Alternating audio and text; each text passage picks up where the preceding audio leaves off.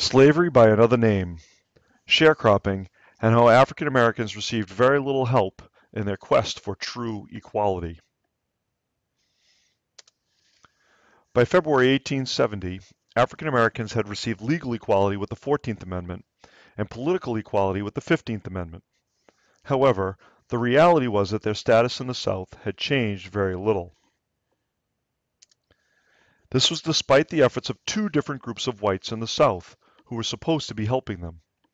Carpetbaggers were white Northerners who had moved to the South in an effort to take advantage of the economic situation there. They became active in Republican activities and were, in theory, trying to help African Americans with their newfound freedom.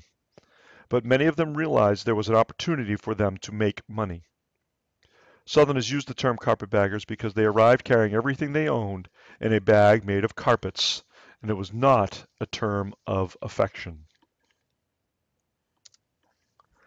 There were Southerners who sided with the Republicans, again in theory to help African Americans, but in reality to take advantage of the economic struggles of their neighbors. They were called Scalawags, and, as with their carpetbagger brethren, the name did not have a positive meaning.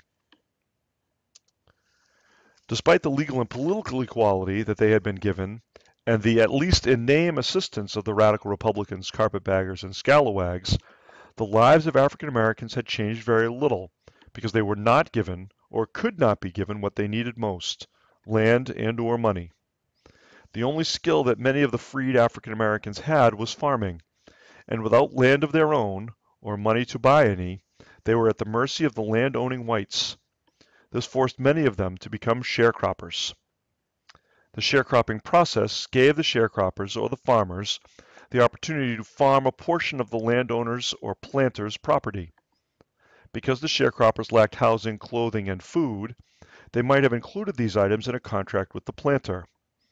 The sharecroppers did this with the expectation that they would pay the planters back when the crop was harvested. However, if the farmer could not pay the planter back at the end of the harvest, then they had to work through the next growing season in an effort to pay off their debt. In the meantime, they had accumulated another year's worth of rent, housing, clothing, and food, which would be added to what they owed the planter.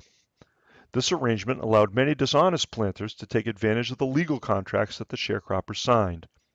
A lack of education meant that the sharecroppers did not understand the contracts they were signing, and, in many cases, were prevented from getting any kind of legal support from the carpetbaggers or scalawags.